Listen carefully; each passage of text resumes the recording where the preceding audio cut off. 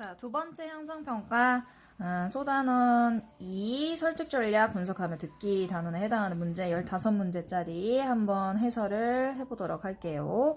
자, 1번 문제부터 한번 봅시다. 1번 문제의 답은요 3번입니다. 자, 가에 사용된 말하기 전략으로 가장 적절한 것은 가는 여기서부터 여기까지 쭉 이제 야구 일화 이야기하는 부분이죠. 자, 여기서 사용된 전략은 구체적 일화를 제시해서 흥미를 유발하고 있다가 답이 되고, 지금 양의지 선수랑 그 다음에 이현승 선수가 서로 이제 포수와 투수로 같은 팀 이제 만나서 이제 겪은 그런 이야기를 바탕으로 결국에는 절체절명의 위기 순간에 힘을 줘가지고 막 집중해야 돼, 더 잘해봐, 이렇게 압박감을 주는 게 아니라 힘을 뺄 수 있도록 이렇게 한 이야기를 전달을 하고 있죠. 이걸 통해서 오히려 이렇게 힘을 좀 빼는 것도 도움이 된다라는 이야기를 전달하고 있습니다.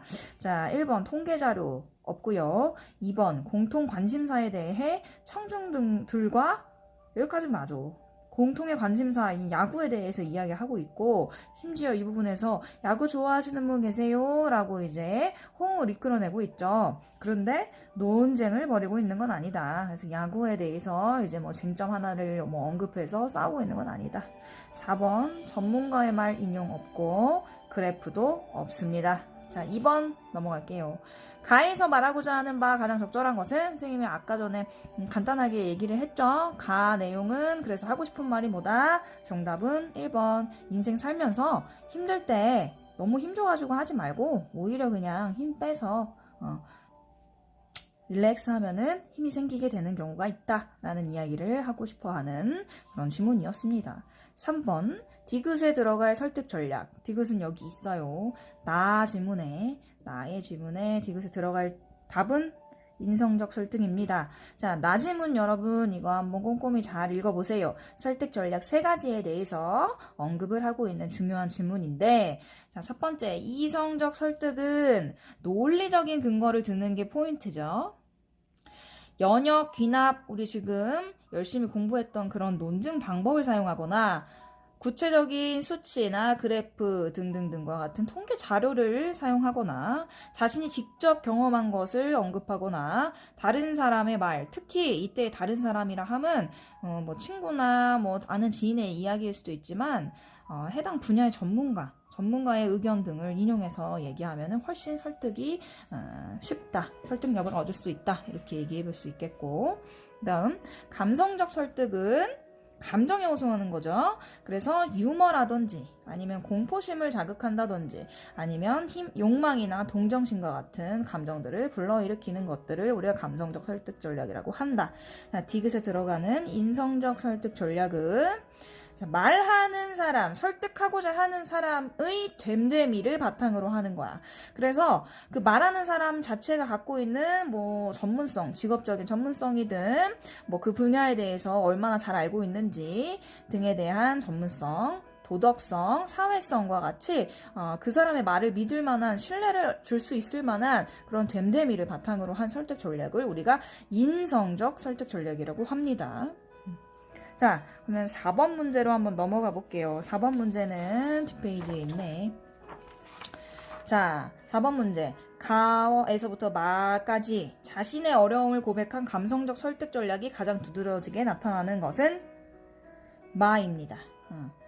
자, 마의 어떤 부분이냐면 여기에요. 요쯤. 이를테면 제가 강연 프로그램에 출연하게 됐다고 생각을 하니까 너무너무 걱정이 되는 거예요. 이거 잘해야 될 텐데 실수하면 어떡하지? 그런 생각이 들었어요. 그러다가 문득 질문을 해봤어요. 만났고 뭐 한다고 내가 이렇게 긴장하지? 이렇게 쭉쭉쭉쭉 가고 있죠. 이 부분. 강연 프로그램에 이제 출연한다고 하니까 너무 긴장되고 걱정이 됐다라고 얘기하고 있죠. 자신이 느꼈던 심리적인 어려움을 고백하고 있는 감성적인 설득 전략이 마에 들어가 있죠. 그래서 자신의 어려움, 말하는 이의 어려움을 고백하게 되면은 청중으로 하여금 어떤 감정을 불러일으킬 수 있을까요? 그치, 동정심 정도? 그랬구나, 안쓰럽다, 이 강연 프로그램 나온다고 얼마나 걱정하고 떨렸을까 라는 그런 동정심을 유발하기 때문에 감성적 설득 전략이고, 네, 좀 헷갈릴 수 있었던 것들 중에서 가에서부터 마의 지문 중 가지문에도 여러분 사실 감성적 설득 전략이 있죠. 이 부분. 이 부분. 근데 이 부분은 지금 7번 문제와 연결이 되는데 조금 이따 다시 한번 볼게요.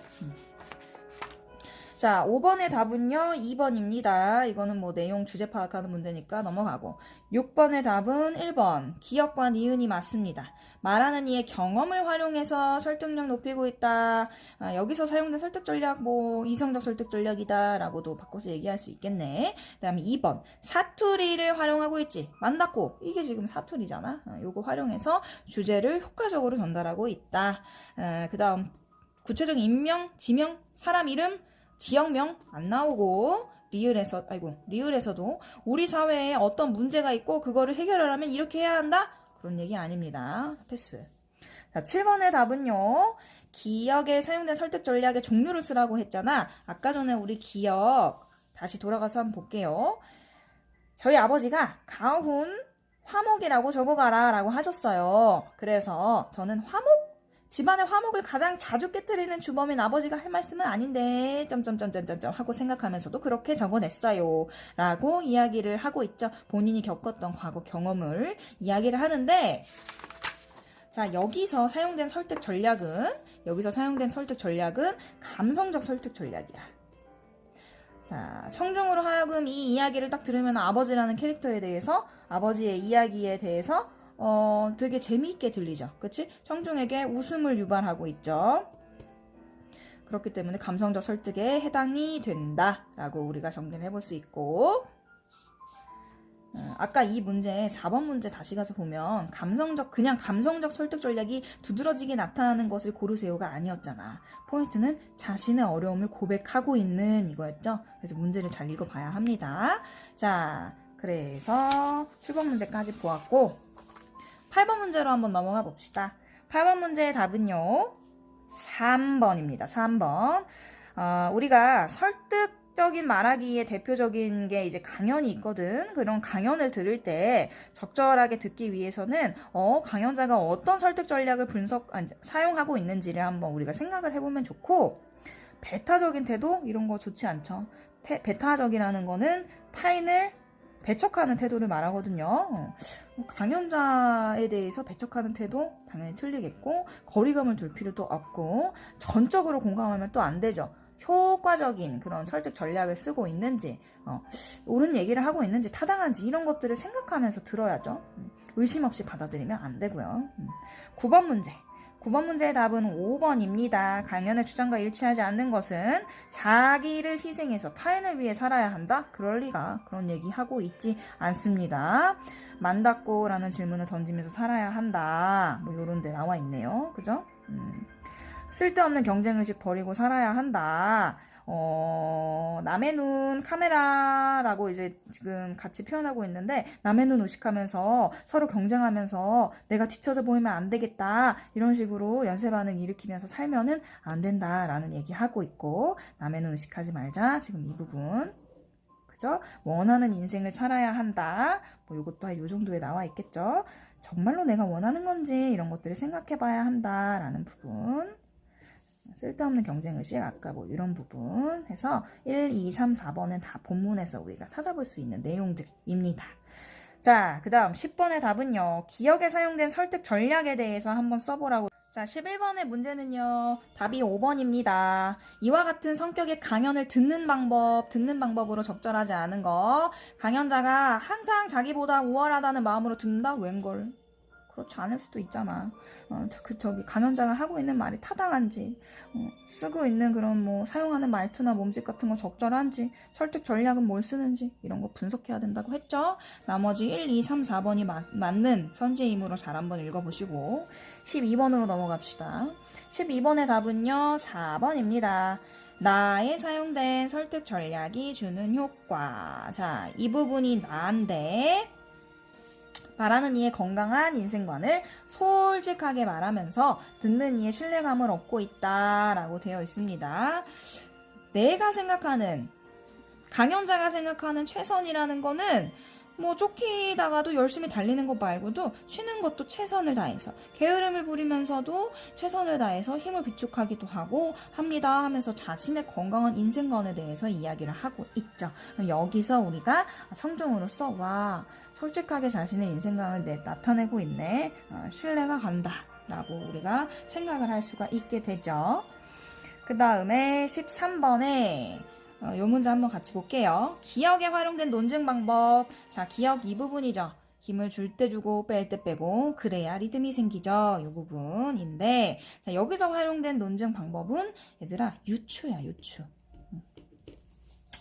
자, 그러니까 인생을 살아갈 때도 너무 힘만 주고서 열심히 잘하고 경쟁적으로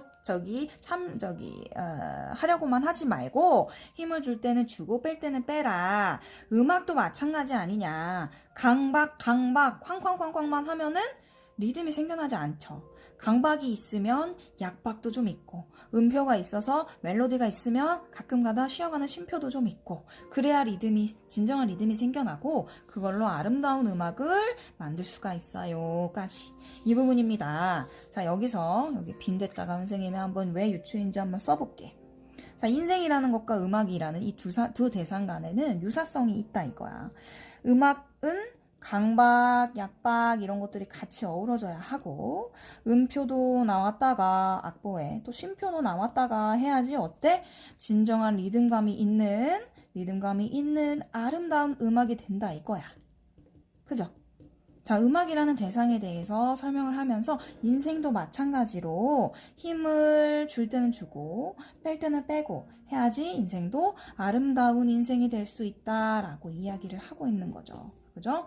이렇게 유사한 속성을 가지고 있는 두 대상을 통해서 어떤 주장을 하고 있는 유추를 사용하고 있다. 자, 가장 적절한 설명은 5번이 되겠죠. 두 대상의 비슷한 속성. 그걸 근거로 이 속성, 인생이라는 속성도 대상도 음악과 같이 힘을 줄 때 빼고 뺄 때는 빼고 이러면은 아름다운 인생이 될 거다라는 추론을 하고 있죠. 예, 유추를 사용한 거다라고 정리를 해볼 수가 있고, 1번 선지는 귀납에 대한 설명, 2번 선지는 연역에 대한 설명. 그잖아, 3단 논법. 일반적 원리나 법칙에서 구체적 사실을 이끌어낸다. 이것도 연역. 구체적 사실에서 일반적 원리나 사실, 이거는 귀납에 대한 설명입니다. 자, 14번, 15번으로 가볼게요. 자, 14번, 15번 풀기 위해선 광고를 하나 봐야 되는데, 여러 가지 시각적 요소도 있고, 텍스트도 있고 한데, 자, 이 광고의 목적은 뭘까요? 그지? 모든 어린이들에게 배움의 기회를 주기 위해서 후원이 필요합니다. 라고 설득하는 것입니다. 15번의 정답은 4번입니다. 적절하지 않은 거. 광고를 하는 사람의 됨됨이를 드러내서 전하는 말에 신뢰를 준다. 자, 이건 어떤 설득 전략에 대한 이야기지?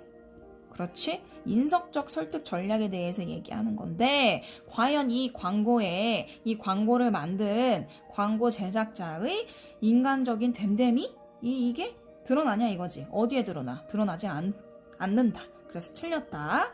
자, 1번 같은 경우에 적은 돈으로 그렇게 많지 않은 15,000원 정도면 애들의 꿈을 키워줄 수 있는 연필을 500자루나 보낼 수 있습니다. 라고 많은 아이들을 도와줄 수 있다는 걸 부각한다. 그죠? 그 다음 연필을 든 소녀의 환한 얼굴. 이 사진 봐봐. 얼마나 환해.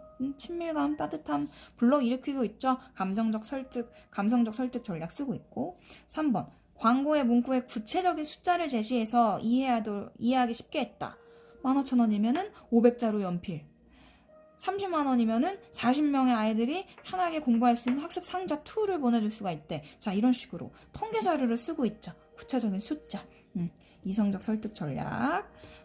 그 다음 5번 선지 같은 경우에는 배움의 기쁨을 누리는 어린이의 모습을 보여주어서 감정을 자극한다. 이거는 감성적 설득 전략. 아이고, 여기 1번, 2번 선생님 안 적었네. 1번은 이성적 설득 전략, 2번은 감성적 설득 전략에 대한 이야기겠지. 해서 자, 정답은 4번이 될 겁니다.